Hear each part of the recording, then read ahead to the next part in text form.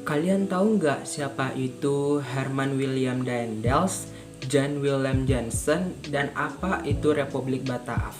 Nah, pada kesempatan kali ini saya Muhammad Lutfi Al-Haris, kelas 11 IPA 1 MAN 1 Kota Bukit Tinggi akan menjelaskan kepada kalian siapa itu mereka dan apa itu Republik Bataaf.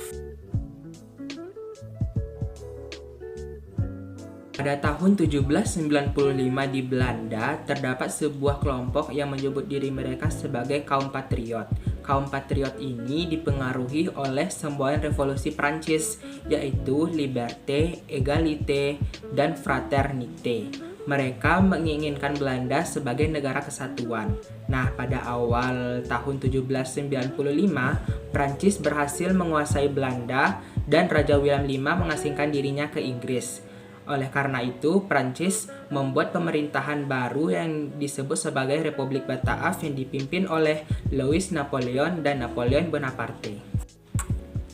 Raja William V yang mengasingkan dirinya di Inggris, tepatnya di kota Kew, mengeluarkan perintah yang dikenal dengan nama Surat-Surat Kew. Surat-Surat Kew ini berisi negeri jajahan Belanda menyerahkan wilayahnya kepada Inggris, bukan kepada Prancis.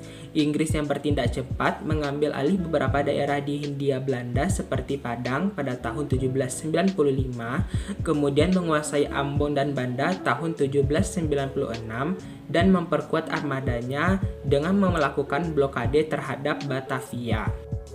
Republik Bataaf yang tidak mau kalah start langsung menguasai daerah bekas kekuasaan VOC di Kepulauan Nusantara dan mengeluarkan kebijakan untuk memerangi Inggris. Oleh karena itu, Republik Bataaf menunjuk seorang pemuda dari kaum patriot untuk memimpin Hindia, yaitu Herman William Daendels. Ia dikenal sebagai tokoh muda yang revolusioner. Tujuan utama Daendels adalah mempertahankan Jawa agar tidak dikuasai Inggris.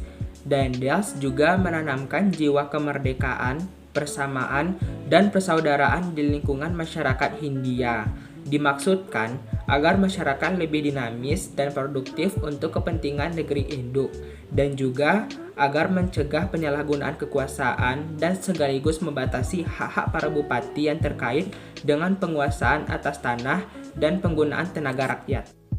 Langkah-langkah yang dilakukan oleh Daendels antara lain membangun benteng-benteng pertahanan, membangun pangkalan angkatan laut di Anyar dan Ujung Kulon, tetapi yang di Ujung Kulon dikatakan tidak berhasil, meningkatkan jumlah tentara, membangun jalan raya Anyar, hingga Penarukan, yang dikenal dengan nama Jalan Daendels. Nah, di masa Daendels inilah kerja rodi dilaksanakan. Kerja rodi ini yang menyebabkan banyak rakyat Hindia Belanda yang jatuh sakit, bahkan tidak sedikit yang meninggal.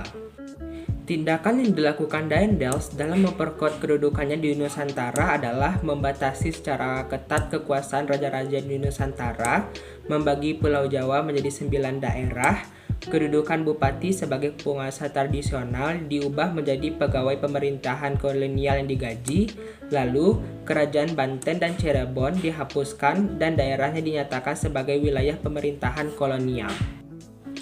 Daendels berusaha memberantas berbagai penyelewengan dengan mengeluarkan berbagai peraturan. Yang pertama, Daendels membentuk 3 jenis peradilan. Lalu, peraturan untuk pemberantasan korupsi tanpa pandang bulu.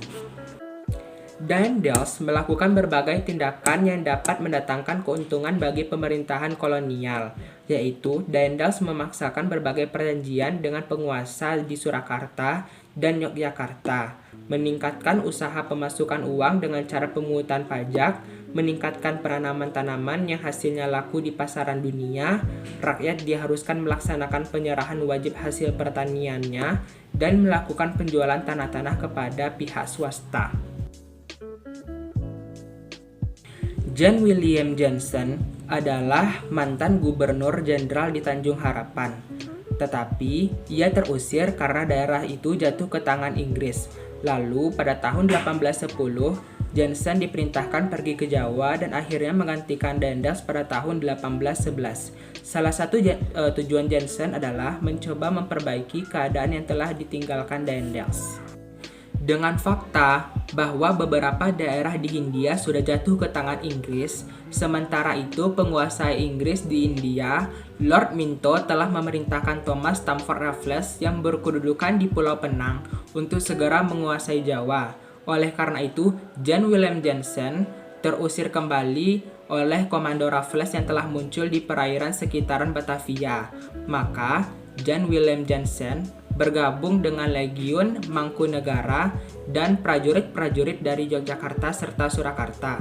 Namun, pasukan Inggris lebih kuat sehingga berhasil memukul mundur Johnson beserta pasukannya.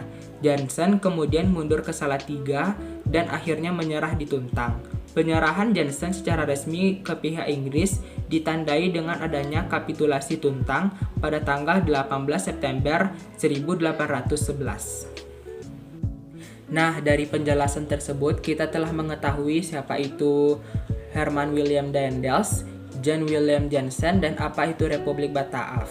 Sekian dari saya. Assalamualaikum warahmatullahi wabarakatuh.